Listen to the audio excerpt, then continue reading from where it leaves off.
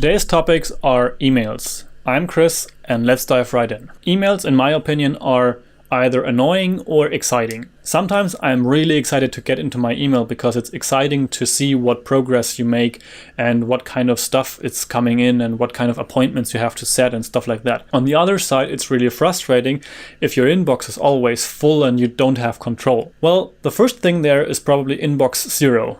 You can Google that and you can find out about it more. It is basically having nothing in your inbox. And tools like Inbox by Google and Gmail are actually perfectly set up to have an inbox zero every day. But first things first, where do you have your emails? I personally recommend everybody to get an email account with Google. Of course, there's people who don't like Google and who will disagree with me, but Google has probably the best spam filter and it's definitely the most powerful email I have used. And I actually went ahead and redirected all my emails from other places to my Google account, and by now I'm using Google Apps for Work and have actually a paid Google account kind of, where I have my personal email, my business email, and everything in one account. That makes my email life very easy because I just have one place to check and not three. But let me show you how I have set it up and also the amazing tool called Inbox. The first thing, of course, is that in the description below I have a link to Google Mail and I also have the link to Inbox by Google. The first one is to get an account and the second one is actually more like a client kind of for your inbox. So Google Mail looks kind of like this.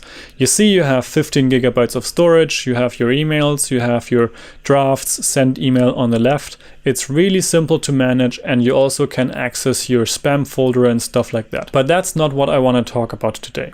To get an inbox zero in Gmail, you basically read your email, you then archive it, or you move it to another folder. And with the archive feature, it basically disappears from this inbox. For me, an archived email means it has been done. I don't have to worry about it anymore.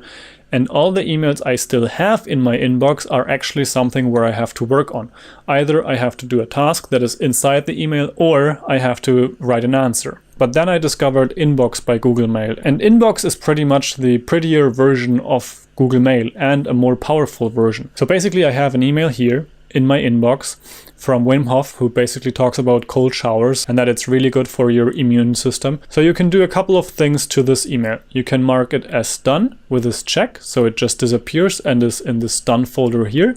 You can move it to the trash, which is just removing it, and after I think 30 days or something, it actually gets deleted. You can pin it to the inbox, which basically means that it's also visible if this is marked on, and it's kind of more or less a star or something to filter your emails by. And then the most powerful thing, this clock icon actually can move emails to different dates. So for example, if I say I want to have this back by tomorrow, I can have my inbox empty for today, but then tomorrow this email will actually come back into my inbox again. And here on the left there's this snoozed area, and there I see all the emails that I snoozed over the last weeks or month. So for example, if I send this to next week or I send it to a particular date, then of course I will see it here as well. The Pick a Place works well if you have the mobile app for Inbox installed. Then it actually uses your phone's mobile location to show you the emails that are important in a certain place. On top of these features, you can not just reschedule things, you can also create new tasks called reminders. For example, I can set up a reminder to record a new video. And then I can set a date and a time, for example, tomorrow. And then I save that. It is in the snoozed area. And then tomorrow it will come back to my inbox. What is also possible, I can edit this and I can set it to repeat. So for example, right now I'm making daily videos, so I will have a daily task that is repeating every day. So having it set up like this with a repeating task shown by this little circle and arrow pointing at each other, it will come back to my inbox tomorrow, and if I do it then, it will come back the day after that again. This is a very basic look into Inbox by Google, but I think this snoozing emails is really powerful to get back to them once they are important enough, or request an answer, for example. Again, for me, the task management actually is not my main task management. I use a different tool for that. But I really like the integration of these little reminders, and I actually have set a couple of them to kind of keep me on track and keep reminding me about certain things.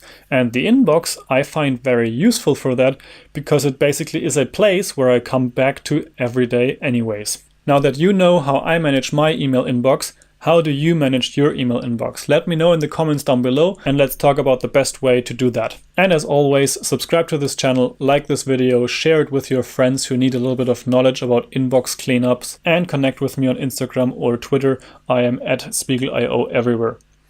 I will see you in the next video. Until then, keep your inbox empty and have a nice day.